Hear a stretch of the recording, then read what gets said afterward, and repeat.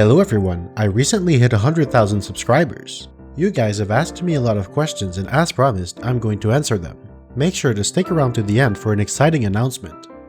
How did you start speedrunning? I was always interested in the concept of records in general, world records, personal bests, racing, all of it. As a kid, I challenged my dad for the fastest 101% completion of Donkey Kong 64.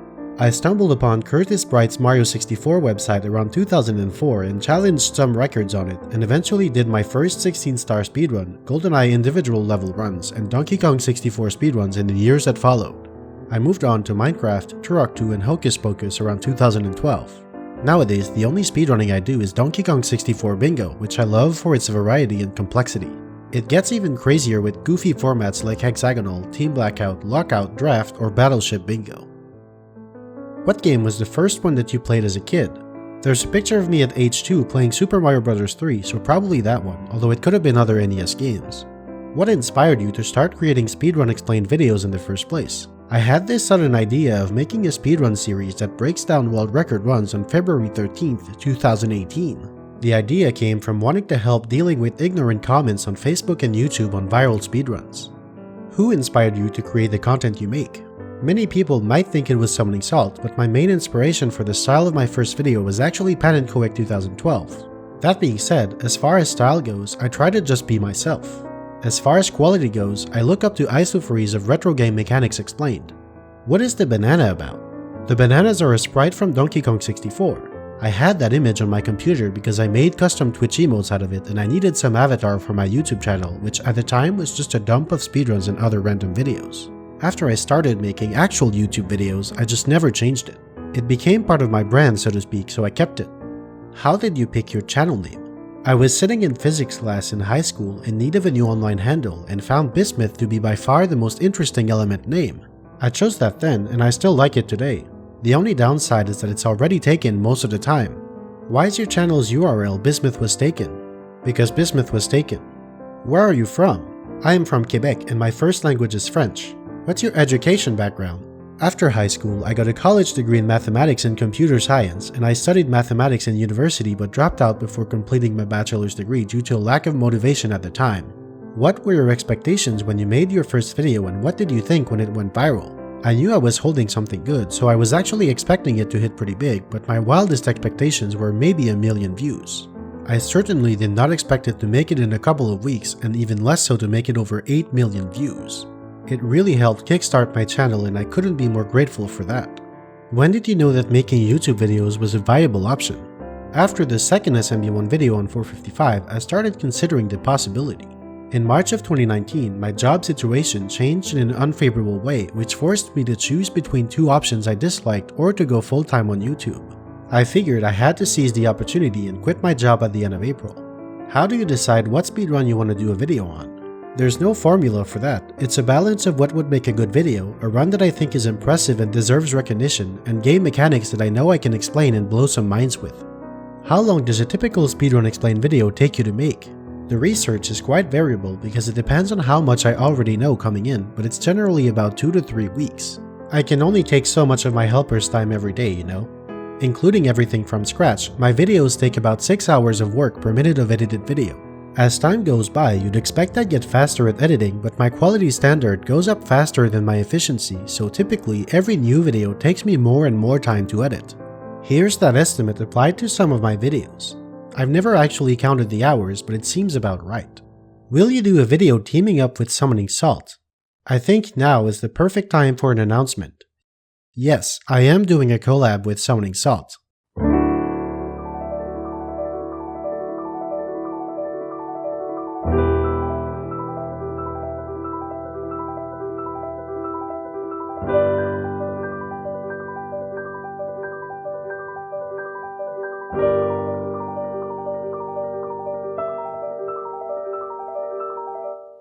The bad news is, this is the collab. Back to your regular programming. Would you be willing to analyze speedruns from other games than retro games?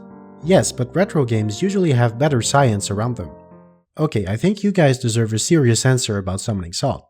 I wouldn't say we're close friends, but we talk from time to time and we get along. Before I made videos, I helped him with his research on the Donkey Kong 64 world record progression video, and for the first video I made, he was happy to answer a few of my questions in Signal Booster release, which I think really helped me out to get picked up by the algorithm. The best way I can describe our relationship is one of mutual respect. Unfortunately, working together just might not be the best fit. We're both behind every step of our video making process, from research to scriptwriting to recording to editing to publishing. We're both very passionate about our projects and as a result, very controlling. We both need everything to be done our way to be satisfied. I'm not saying this door is closed forever, but it might take a bit of extra star alignment for it to happen. The subject is different, the approach is different, and the style is different. I'm honestly amazed at the amount of people who needlessly compare us, confuse us, or accuse me of copying him. What percentage of people watch your videos until the end? For most of my videos, about 25 to 35%, even the longest ones. If you don't count people who clicked away in the first minute, then it's usually over 50%. Do you have any plans for videos that are not about speedruns or even about games in general? I already made a few videos that are related to speedrunning but not about a specific run. I do have some ideas for videos that are only tangentially related to speedrunning, but I don't see myself making videos about other subjects on this channel. How long have you been friends with Kosmic and how did you meet? We raced in a couple of Saturday night bingos on Speedruns Live in 2012, but we really met through Donkey Kong 64 first. So we've been friends for about 8 years now. What has been your favorite project to work on? Probably Super Mario 64. I love the game, tool-assisted speedruns for it are awesome, the science behind it is as complete as it can be, and the tools to work with are amazing. I have to mention Donkey Kong 64 as well because that game is a personal favorite and it was very easy to start working on when I was already so familiar with the mechanics. What's the hardest video you've made? Definitely Ocarina of Time Wrong Warp Explained. It was originally intended to be a speedrun explained, but I had to scrap the project after writing the entire script due to unforeseen circumstances. I didn't want to lose a month of work, so I decided to focus on wrong warps in general. A monster of a subject to tackle, problems that arose, waiting for helpful tools to be developed, and low motivation after part 1 had disappointing numbers all combined to make this one particularly challenging to complete. All in all, it took almost a full year to complete and had to be put on hold 4 times. How do you motivate yourself into completing your projects? There's no secret trick. These projects are really big and I'm not motivated all the time. In fact, I sometimes spend multiple weeks with almost no progress. Usually, once the editing starts, I get a spark of energy and I get increasingly motivated as the video progresses. I often edit the back half of my videos in a single 80-hour week. Have you ever dropped any speedrunning videos because it would have been too dry or complicated to explain? Not yet. There are projects I probably never will do because the run is too long. Usually though, I know mostly what I'm getting into when I start a project, so I don't get many unpleasant surprises along the way. What are your favorite and least favorite parts about making videos? My favorite is editing. It's tedious, it's demanding, but it can be extremely engaging and rewarding. Also, the excitement when releasing new videos can last a good week. My least favorite is recording. My voice gets tired very quickly and I hate the sound of it when it's tired. Having English as my second language also means that it can take me 20 takes to record a single sentence, and that can get frustrating as well. Another part I dislike is exporting, because with the size of these projects, something almost always fails along the way and I have to export multiple times to get it to finally complete without crashing midway. What's your favorite graphics you made? My current favorite is the anti-link visualizations in The Legend of Zelda. To make it, I recorded myself running around a room on emulator while running a script that would output useful RAM values like Link's X and Y coordinates and current animation sprite on every frame.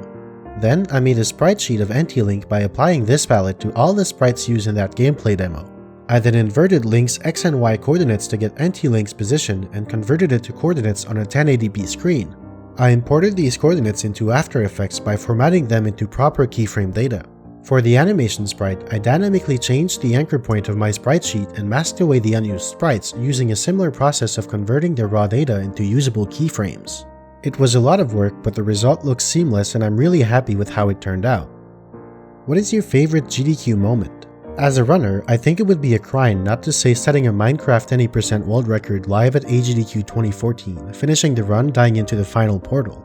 However, I also want to mention the AGDQ 2016 Mario Maker race as it was perhaps the most fun time I've ever had playing video games.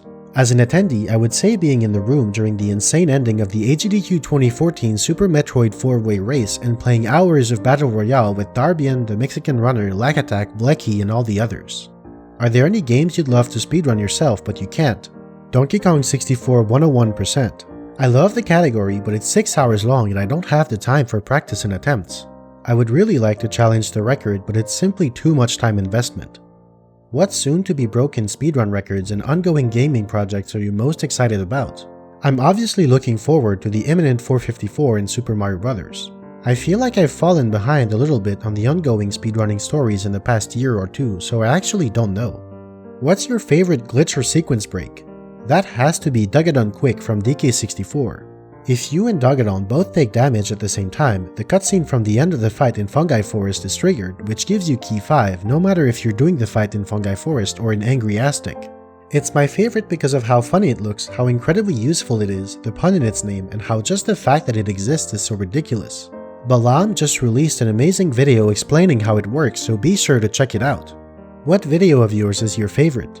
I can't pick a single favorite, but I made a tier list. My favorite in terms of the quality of the explanations is the Super Mario 64 tool-assisted speedrun.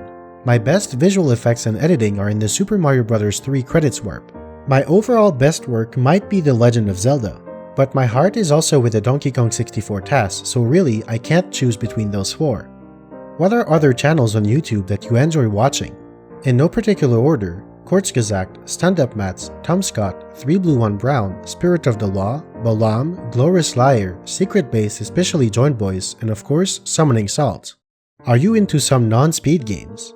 Yes, I played a lot of League of Legends from 2010 to 2018. I still play it a few times a year.